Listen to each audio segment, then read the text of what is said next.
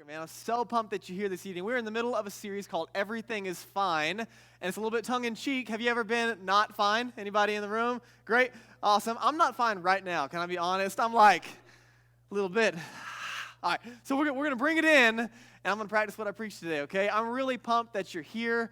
How about that video that we just watched? It was awesome, right? I think it really helps, man, pull the heartstrings of the world that we live in right now. And so I don't know where you walked in. Maybe life is awesome and kicking on all cylinders and you're loving it right now.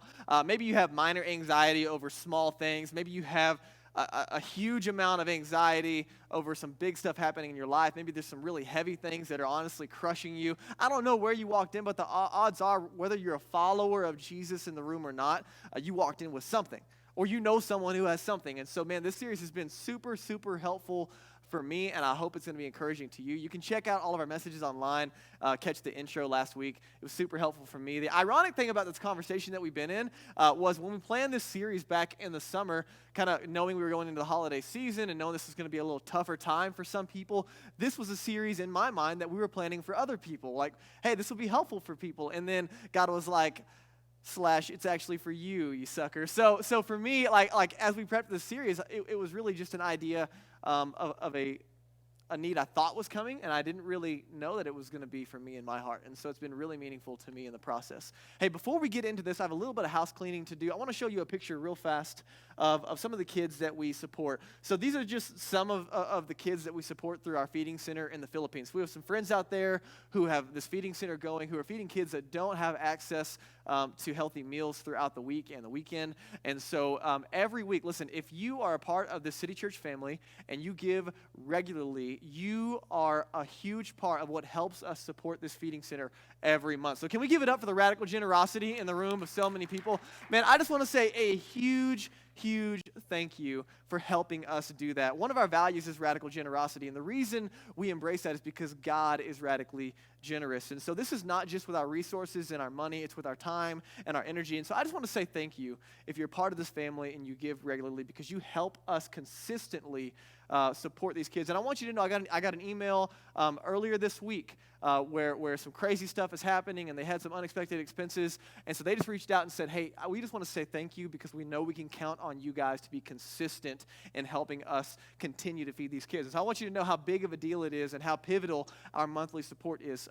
Real briefly, I wanted to let you know about a need. We've been praying about what the Christmas season might look like when it comes to giving back. And we've done some really cool stuff in November of giving back into our city. And as we prayed about December, we feel like God has really brought up a need that we have the opportunity to meet. And so in addition to like our regular giving and monthly support, we have the opportunity to help buy 90 pairs of shoes for kids in need in the Philippines. Not just in the feeding center, but even outside the feeding center, to be able to engage them with a practical need that also communicates the love of Jesus. So I just want you to know that as we prayed about it, we feel like this is something that we want to invite our family into. And so if you call this place home, I want you to know that if we can raise $800 between now and December 24th, that we have the ability to help them purchase 90 pairs of shoes for kids who don't have shoes, friends. It's not like they need new J's because their old ones are getting worn out, right? It's like they're barefoot coming to this feeding program. We have the opportunity over the Christmas season to meet this need.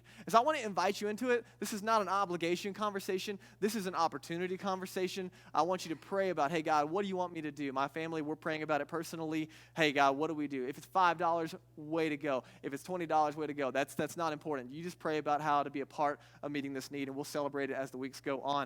Hey, if you're a guest with us today, this is not for you, okay? We don't want your money. We're here to serve you and love you. This is a family conversation real briefly. Are we good?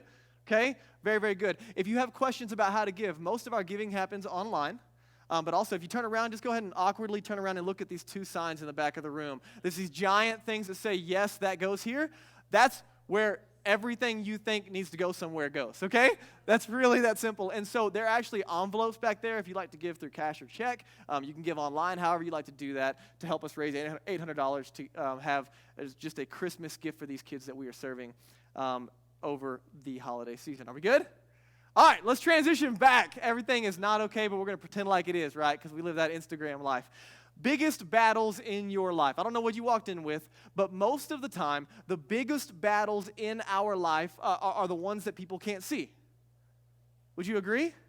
The biggest battles in life are often the ones that are happening in our mind. They're with our emotions. They're something that normally we're hiding. And so what happens is we kind of have this strong front when in reality on the inside we feel weak. Is this familiar to you? We act like we have it all together when in reality on the inside we feel like things are falling apart. We try to show up confident and put on a facade, especially when you don't know people well and you just try to put your best foot forward when in reality there's a lot of insecurity going on. Or, you show up to Thanksgiving and you try to be happy because it's Thanksgiving, you're supposed to be grateful, but life is actually really hard. But then you feel obligated because everyone else is posting about their awesome Thanksgivingness and how they're super grateful, hashtag this and that. And you're like, oh no, we got to post our Instagram picture to act like we're really happy when really on the inside, man, we're hurting and there's anxiety and there's worry and there's fear and then there's insecurity. Are you with me? You ever like, it's just me? Okay, it really helps me when you talk back sometimes. Like if we're on the same page, you're like, oh yeah, that's right. Drake's not the only one who has, a hard time in this life. And so we have this constant struggle between anxiety and how to deal with it. And so the question is, what do we do? What do we do with the tension that we experience? We have a core passage that we're looking at. It's in Philippians chapter 4. It's going to be on the screen for you.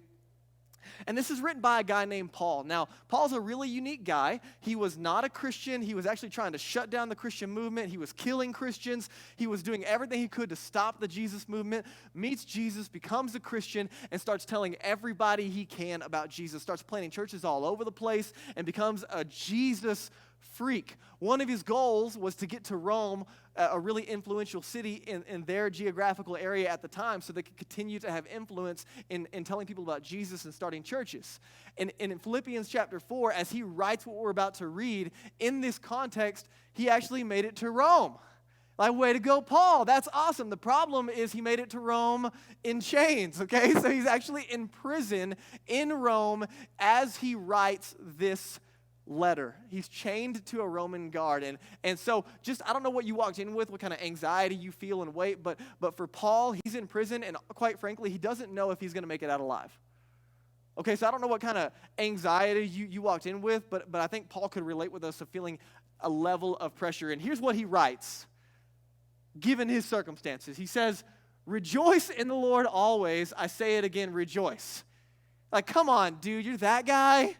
You're like, glass half full, always. Okay, so he's got this attitude. You're like, wait a minute, I thought we were depressed and anxious. Here's what he says. He says, "Let your gentleness be evident to all, because the Lord is near." Last week, what did we talk about? We talked about the reason that God whispers is because he's close, because he's near.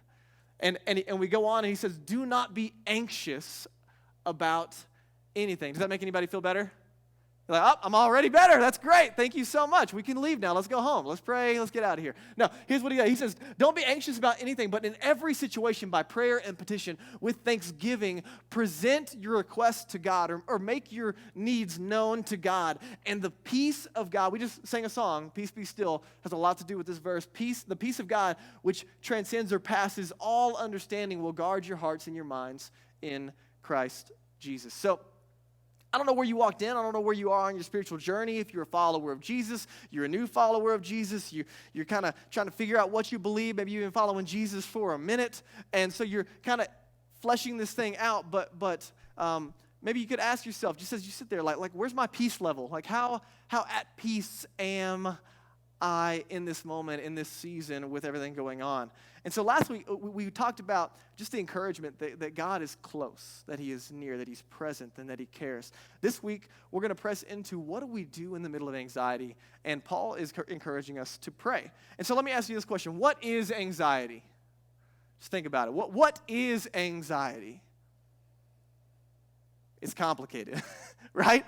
Like it's not really an easy way to put your finger on it, because it's situational, and it's circumstantial, and it's emotional, and I would argue it's probably always spiritual. It's got a lot of different components. And so as we go into our conversation this evening, I want to invite you into the reality that we're going to take a holistic approach to anxiety. And I let you in a little bit on this last week, but I would encourage us that we have the opportunity to always pray in the middle of anxiety. Even if you're not a follower of Jesus, one of the things I love about kind of fleshing out your relationship with God is you can pray even when you don't really know if there's a God that's actually there as you pray, Right? You can just like test the waters. Like, all right, God, I don't even know if you're there, but I'm going to try it just to see. And so you have the opportunity maybe to pray through it. But also, man, sometimes anxiety requires a doctor. Right? So sometimes we need to introduce some medication. Sometimes it requires counseling. Sometimes it requires coaching. The good and bad news is I'm not a doctor, okay? And so I don't know if, I'm not going to be prescribing any medication. You don't want me to do that, by the way, because that'd be a bad day for all of us, right? What I am going to do is hopefully introduce us into some of the spiritual components that we can address today. So let me just be really, really clear. I think there's a necessary holistic approach to anxiety. Are you with me?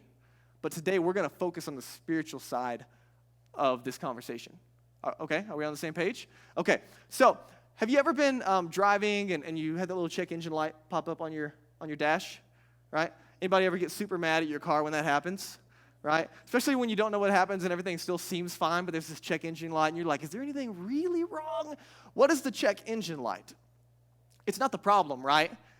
Like the actual light itself is not like, oh man, let's put that light bulb out and we're good to go, right? Like no, the light is not the problem. What is the light doing? It's signaling to you and I that there is a problem. So I don't know if you've ever like taken it to, the dealership or whatever to get it checked out, but that check engine light comes on. I have like one of those code readers, right? So I can plug it into my car. And then from the manufacturer's codes, it pulls up the problem, and I can run a diagnostic, and it can say, hey, your O2 sensor's out, or hey, this thing is about to explode. Run away right now. Or right, like it could have different communication points when you get the check engine light. Anxiety is like a check engine light. Anxiety is not the problem. Anxiety is an alert going off that there's a problem that you need to deal with. Anxiety itself is not the problem. Anxiety is the check engine light of your soul alerting you to pray. Are you with me? And so in the same way that when my check engine light comes on my car, what do? I don't refer to myself because I didn't make the car. What do? I either take it to a dealer or I look up the dealer's codes and I figure out what the manufacturer of that vehicle has to say about the code going off. I go to the one who made it to diagnose the problem. Are you with me? In the same way, when your anxiety is going off in different levels, in different degrees, good, bad, ugly, all of it, when you have anxiety happening, there's a signal going off that you need to deal with the problem. And can I encourage you that you could go to the one who made you? Go to the manufacturer, the one who cares, the one who can help you diagnose the problem. Are you with me? I'm about to amen myself in here if somebody doesn't get excited. This is really helpful. Like, oh man, listen, anxiety is not the problem.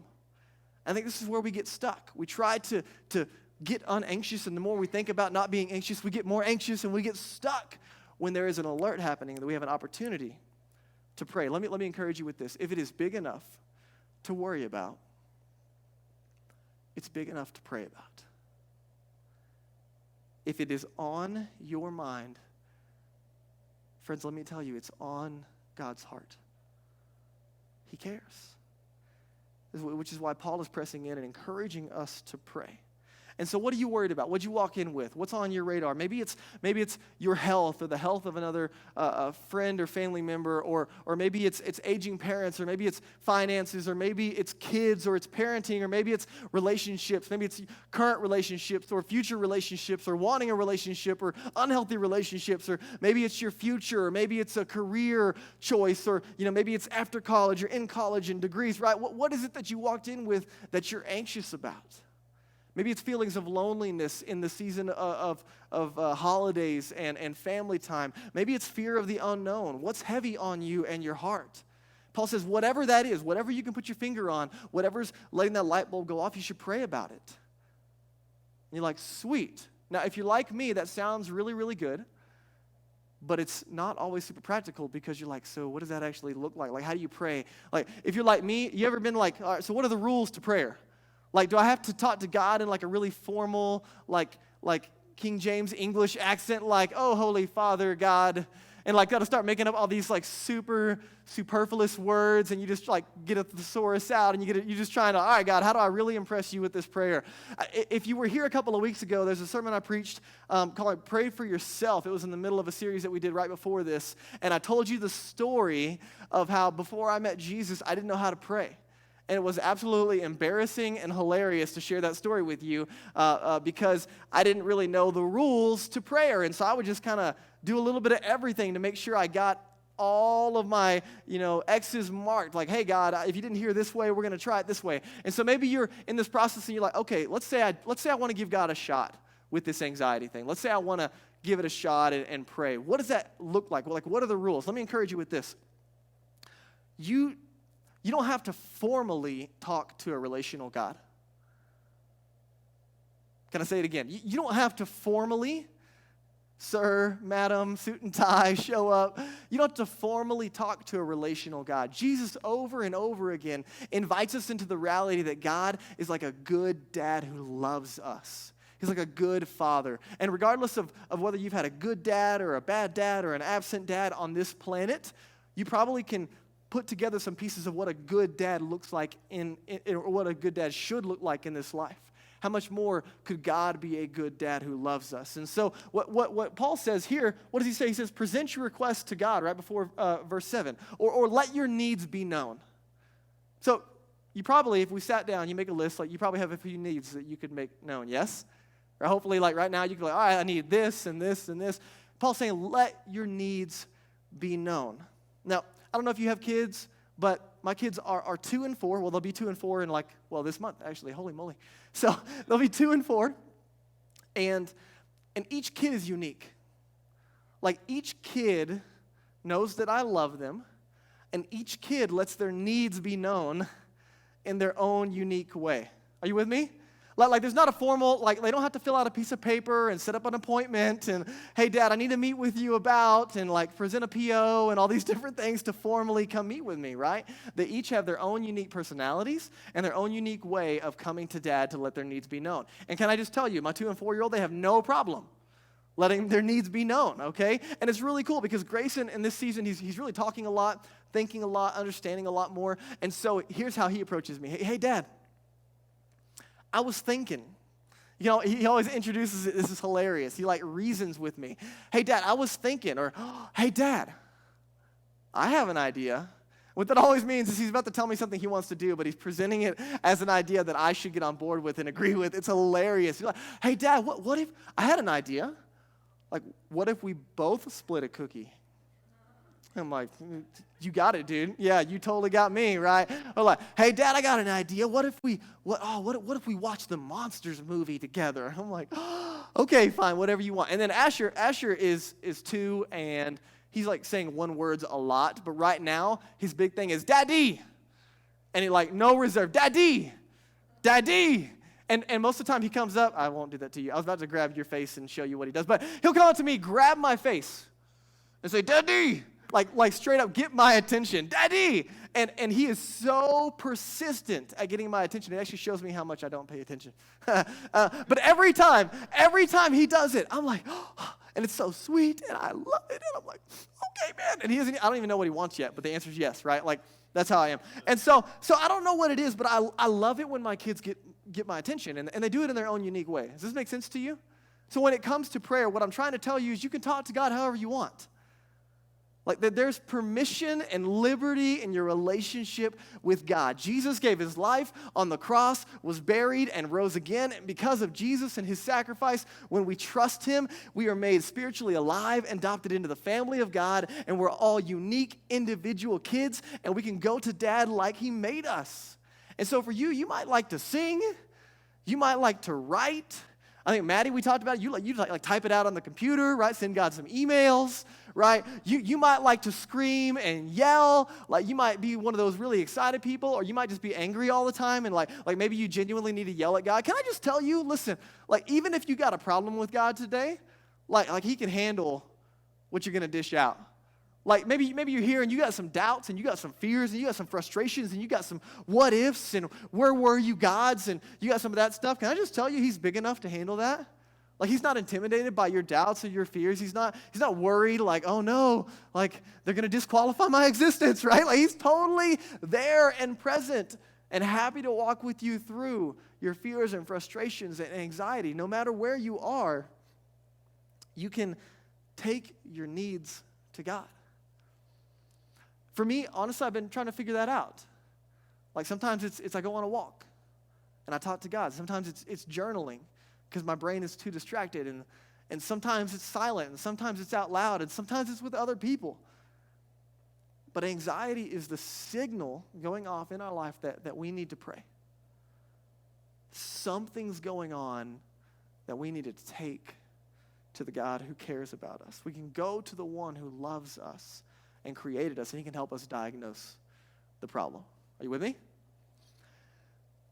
Peter was one of Jesus' closest friends. And we sang a song a minute ago that actually talked about walking on water, if you kind of were paying attention to the lyrics. And it comes from this idea of Peter having a pretty incredible Jesus moment. And you might not have heard of Peter. He was one of Jesus' closest buddies. Jesus was probably his best friend.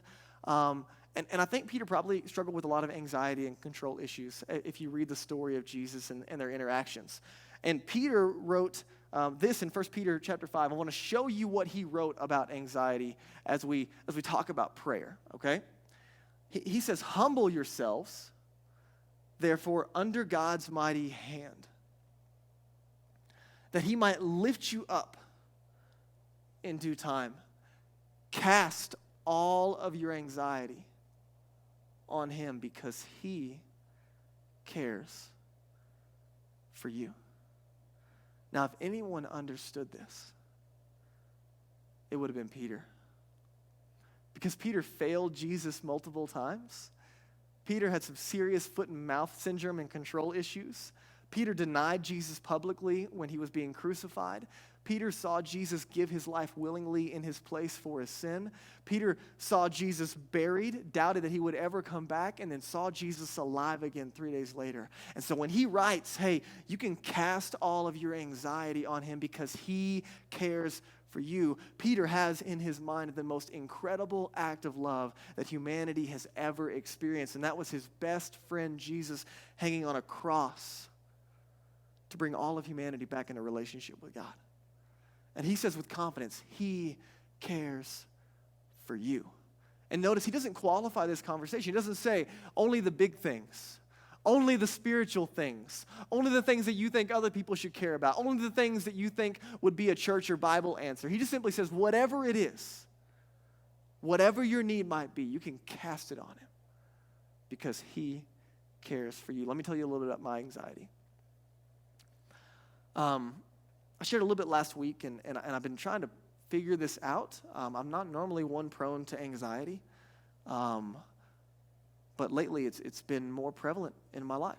And as I started to pray through, again, this check engine light, right? All right, God, what the heck is going on? Why am I struggling? Two things came to mind.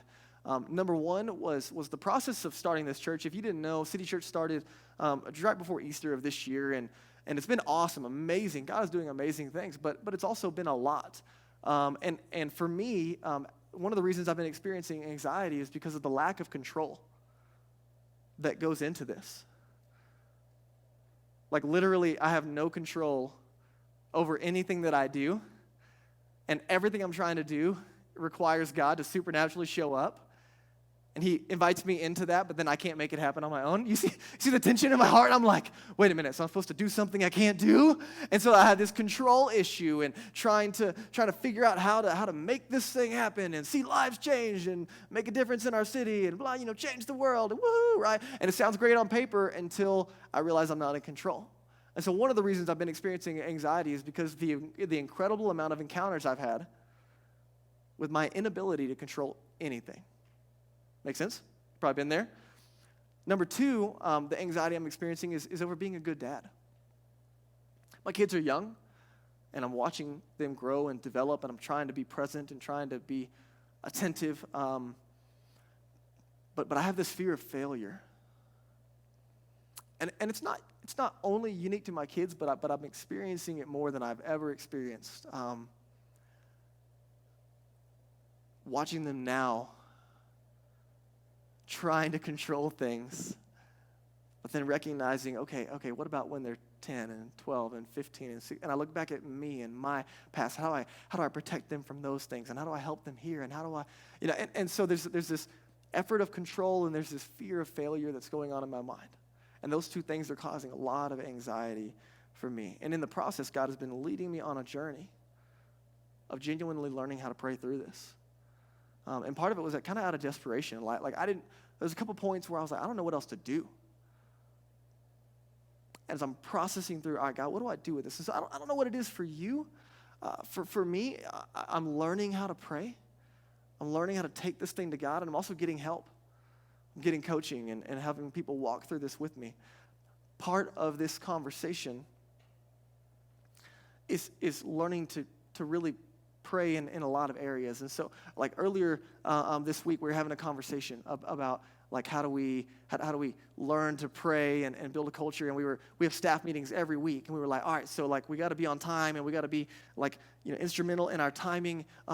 And like sometimes our prayer goes too long, and so maybe we should cut prayer, right? And the answer was like, wait, we can't cut prayer? Like, because that's exactly what God's telling us to do. Like, if there's anything that's going to be powerful and meaningful, it's pressing into prayer. And then we have this night of worship, and we're like, oh man, like December's busy, and there's Christmas parties, and there's this and that. We have all these things going on. Like, do we have time to have a night of worship and prayer and fasting? And we're like, we don't have time not to. Like right, there's this tension of like trying to put God first in my life so that he can handle the rest of it. Does this make sense? So rather than focusing all of my energy on trying to produce and trying to control, I'm turning to prayer and saying, God, I can't do this, but I know that you care and that you're big enough and that you're working. And so rather than producing more or controlling more or working harder, I'm just gonna believe more. I'm gonna invite God into it more. I'm just gonna try to pray about everything. Does this make sense? Can I be honest with you? I haven't quite figured this out. I'm still on this journey of learning to talk to God about these signals that are going off in my life. But I genuinely believe that when I'm giving all this on the front end to God, he can do more on the back end than I could ever control on my own. And God is answering prayers like I just can't imagine. Guys, it's amazing. Every time I journal something, I'm like, God, I can't believe you did that. Like, you actually answered a prayer? Like, you can do that? Right? You're like, wait, isn't our pastor supposed to believe in Jesus? Yeah, man, but like, right, real life sometimes you're like, all right, God, can you really show up here? And so he's encouraging us to pray about everything. Here's my question for you. Are you stuck? Are you discouraged? Are you down? Are you depleted? Are you empty? Has life been heavy on you? I want you to see something very, very instrumental here. Sorry, go back. In verse 6, he says, humble yourselves, which simply means I can't control this. I just need some help. He says, under God's mighty hand, that he might what? Lift you up. Here's what's unique. You might not know this story, but the guy writing this, his name is Peter, right? I just told you about him. There was a moment when Peter and some buddies were in a boat in the middle of the Sea of Galilee. About midnight. A huge storm is raging. They're freaking out. And Jesus comes in the middle of the night walking on water towards them. And they freak out. They're like, there's a ghost. Or it's Nessie, the Loch Ness Monster. Whatever it is, something is out here with us. And they are freaking out. And Jesus is like, hey, don't worry, it's me.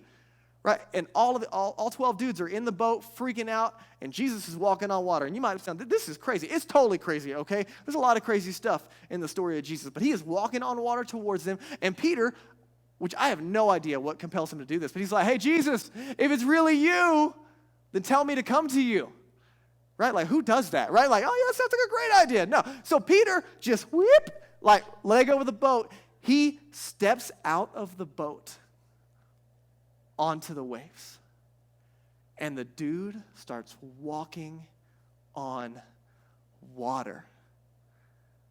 Like Bruce Almighty, right? Like, that would be amazing. Like, that would be a story I would tell everybody I could possibly find. I walked on water. And he's walking toward Jesus, which I don't know how he's walking. Like, if it was like or if it was like I don't know how you walk on water, but he's doing it. And then all of a sudden it says that he became afraid because of the wind and the waves, and he began to sink. So Peter had the faith to get out of the boat, but in the moment, the wind and the waves, everything around him distracted him. He got his eyes off of Jesus onto his circumstances, and he began to sink. And you know what Jesus said? Good for nothing, Peter. Should have had more faith, man. You almost made it to me. No. You know what Jesus says? Nothing. He just reaches out his hand. I got you. Right? Doesn't scold him. Doesn't say you should have had more faith. He just reaches out his hand. What does he do? And he picks him up. And they go back to the boat together.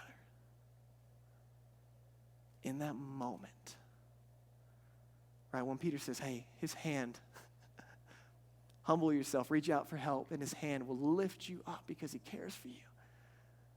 I can just imagine, right? Peter has this moment in his mind. Can I just encourage you with something? Maybe the problem is not that anxiety is happening and the circumstances of life and the wind and the waves are crashing around you. Maybe the problem is where you fixed your eyes. What happened for Peter is the waves and the wind were always there, but he looked away. Maybe the problem is not our circumstances around us as much as it is where our heart is anchored. And Peter is reminding us and inviting us into the same invitation that Jesus gives us, to have a peace that passes our own understanding, to hold on to a hand that never lets go. In a moment, we're going to sing. I'm going to go ahead and invite the band up. And as they get ready, we're going to sing. And part of singing is really, it gives us an opportunity to pray. It's just praying with a melody. And we're going to sing two songs at the end of service. One is the song, Do It Again. And the song starts like this. I've been walking around these walls. I thought by now they'd fall. But you have never failed me yet. Waiting for change to come. But I know the battle's won. You've never failed me yet. It's a powerful song. In the middle of our anxiety, when the wind and the waves are crashing, that God, you're still good. You still care. You're still there. And I can reach out to you because you care for me. I don't know what you walked in with, what's crushing and what's heavy, or maybe it's for someone else. Maybe you are fine and you have weight on your shoulders and your heart and your mind for other people. But in a moment, we're going to sing. And here's what I'm going to invite you to do.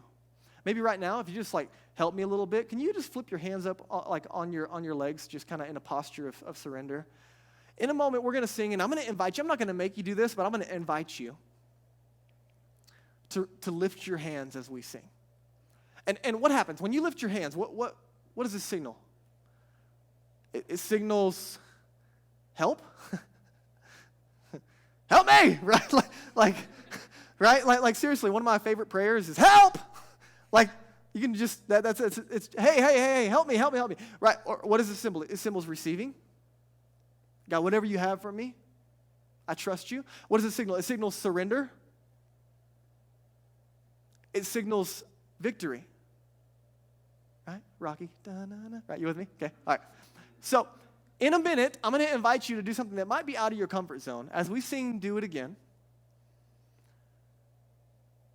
I'm just going to invite you to raise your hands as we sing, signifying both victory and surrender. Why? Because when we surrender and we ask God for help, we experience victory. Because he's big enough to meet us in our problems. His hand is big enough to lift us up because he cares for you and me. Daniel's going to start to play, and this is just to help us get in the mindset. Now listen, you might be like, man, this is super weird, out of my comfort zone. I've never raised my hand for anything. That's not true. When you were driving the other day and you had a little bit of road rage, and someone cut you off, or they were dumb and they were going too fast in the middle of icy weather, what did you do? Right? You raised your hand, right? You went to a CU game, right? Like, you've done it a few times, right, where you raised your hand in a moment, and so I'm just inviting you to do something maybe a little bit outside your comfort zone, just to posture the body so the heart and mind can follow. Are you with me? I'm going to introduce you. As Daniel just plays for a minute, this is just to help us. Let me show you the anxiety cycle. The anxiety cycle is pretty frustrating, okay? Very, very simply, we get stuck. If you battle with anxiety, there's a cycle, and we feel anxious about something. And when we feel anxious about something, what happens is we attempt to control that situation.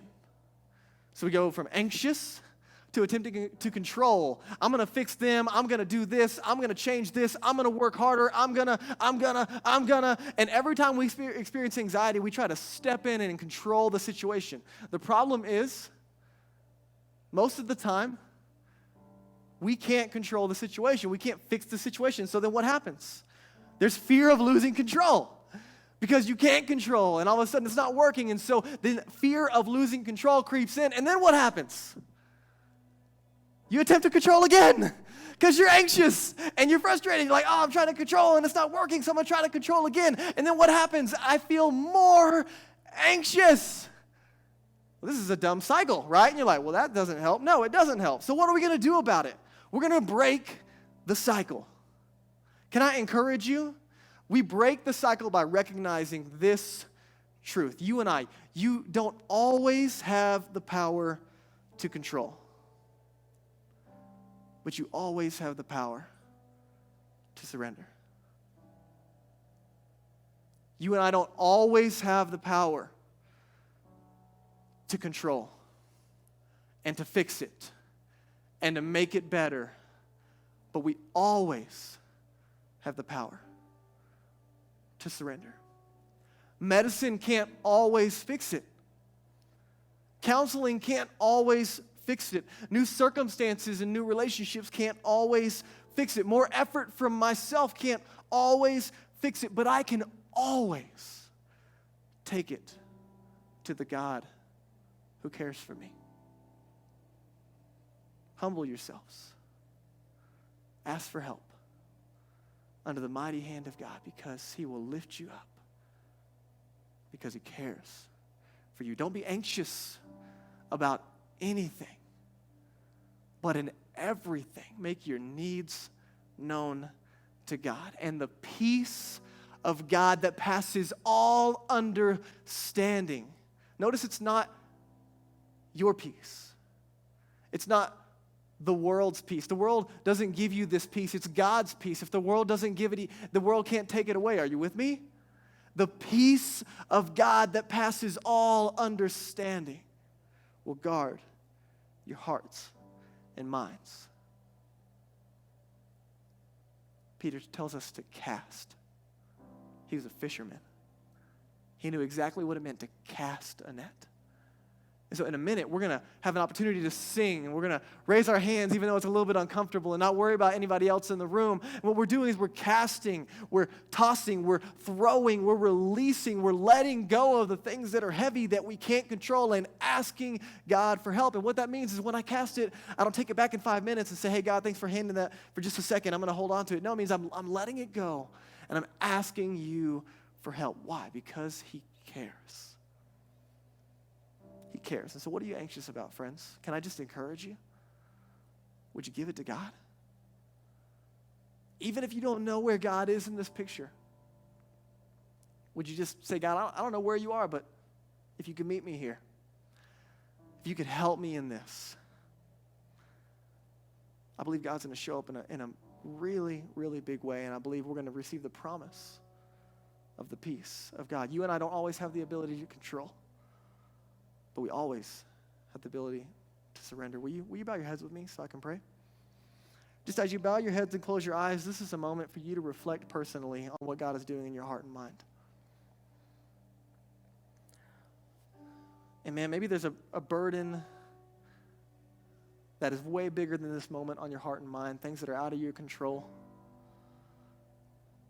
Would you turn your palms up right now and say, God, I need your help. And I need you to show up. I need your peace. And I want to believe that you care. Maybe part of this process is that you need some help from community as well. And so maybe God has put some things on your heart that you can't handle on your own, that you shouldn't bear on your own. And so maybe you need to get plugged into a city group. Maybe you need to get some friends around you who can carry this burden with you. deal with the hard questions and pray alongside of you and be an encouragement. Maybe this week, God is putting on your heart to ask for help in an area that you've been hiding because of the feeling of needing to keep a front. Maybe part of experiencing God's peace this week is simply setting aside some time to spend with him. That he is close and you can set aside time every day to ask him to meet you where you are. Maybe it's through singing or journaling, and you open up the Bible and you let God speak to you. And maybe you're here, friends, and you feel like something is missing in your life. Man, if I can be an encouragement to you, the thing that was missing from my life that changed everything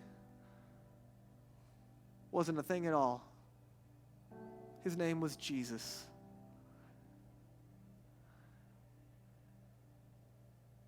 And he gave his life for me. I don't believe in Jesus because the Bible tells me so. I believe in Jesus because 2,000 years ago, there's a guy who said he was God. And he died on a cross willingly for my sin and for your sin. Not because we deserved it, because of the great love of God. And 3 days later, historically, he rose from the grave, proving that he was who he said he was, that he could do what he said he would do. Jesus changed my life. And all I did was ask for help. And maybe, friends, you're here and you've had a head knowledge, you've been around the idea of Jesus, but you've never asked for help. You never said, Jesus, I believe in you and I need you to save me. Man, I'm sinking. And I believe you care for me. Would you forgive me and make me new? In your own heart and mind, friends, I want you to know with confidence you can pray and ask Jesus to save you today, and he'll meet you in this place. I'm going to invite you to stand with me. And as you stand, the band is going to lead us in this song, okay? And so I want you to do what's comfortable for you. If you need to sit with your head down and pray, if you need to raise your hands, if you want to do the one hand, the two hand, the low hand, I don't care what you do. Whatever's comfortable for you. But man, I want to invite you into victory and surrender today, okay? As we sing this song. Let me pray as we go into this. God, would you meet us in this place? As we sing, God, we sing with faith, even the smallest of faith, because you are a big enough God. And we give you this time knowing, God, that you care about everything that we're going through. And we simply need your help. God, would you show up and do it again? It's in Jesus' name. Amen.